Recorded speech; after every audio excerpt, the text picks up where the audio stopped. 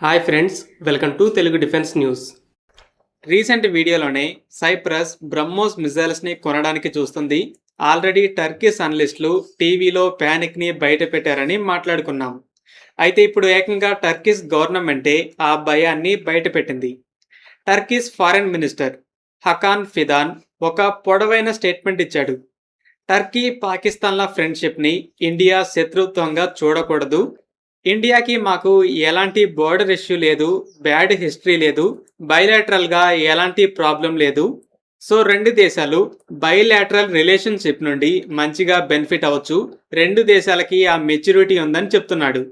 తర్వాత పాకిస్తాన్తో good relations ఉంది, టర్కీకి మాత్రమే కాదు చాలా దేశాలు ఉన్నాయి.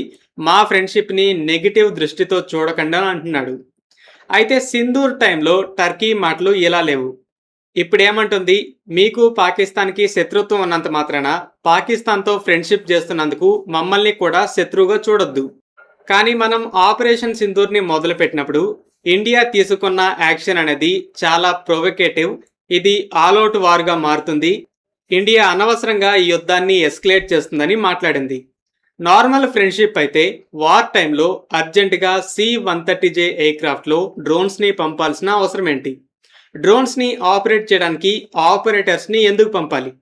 ఇంతకుముందు పాకిస్తాన్ పక్కన నిలబడటమే కాకుండా ఇండియాని ఓపెన్గా నిందించింది.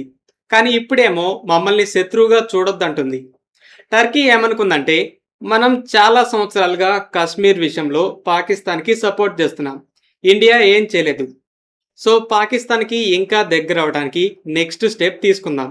ఇప్పుడు వార్ స్టార్ట్ అయింది, వెపన్స్ ఇద్దాం, ఇండియానే అనవసరంగా వార్ స్టార్ట్ చేసిందని నిందిద్దాం.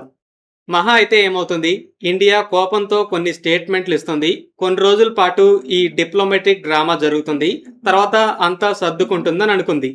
కానీ సడన్గా ఇండియా తమ శత్రువు దగ్గరకు వచ్చి పక్కన నిలబడుతుందని అనుకోలేదు. లాస్ట్ ఇయర్ మోదీ గారు సైప్రస్ వెళ్ళినప్పుడే టర్కీలో టెన్షన్ మొదలైంది.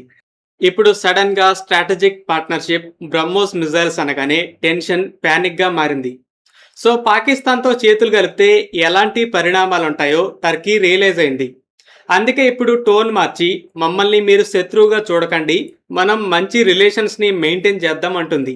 కానీ టర్కీ బుద్ధి ఏంటో మనకి తెలిసిందే. మీకు గుర్తే ఉంటుంది, 2023లో టర్కీలో భూకంపం వచ్చి ఎంతోమంది ప్రమాదాలు పడితే హెల్ప్ చేయడానికి ఫస్ట్ వెళ్ళిన దేశం ఇండియా. థ్యాంక్ యూ ఇండియా అని ఏవేవో మాటలు చెప్పింది. కానీ కొన్ని రోజుల్లోనే బుద్ధి చూపించింది. కాశ్మీర్ ఇష్యూని మరలా ఇంటర్నేషనల్కి తీసుకెళ్ళింది. కాబట్టి సైప్రస్, గ్రీస్ విషయంలో వెనక్కి ఆలోచించే పనే లేదు. వాళ్ళు మన స్ట్రాటజిక్ పార్ట్నర్స్. వాళ్ళతో మన ఫ్రెండ్షిప్ని టర్కీ శత్రుత్వంగా చూడకూడదు. ఫ్రెండ్స్, ఈ వీడియో మీకు నచ్చినట్టయితే లైక్ చేయండి.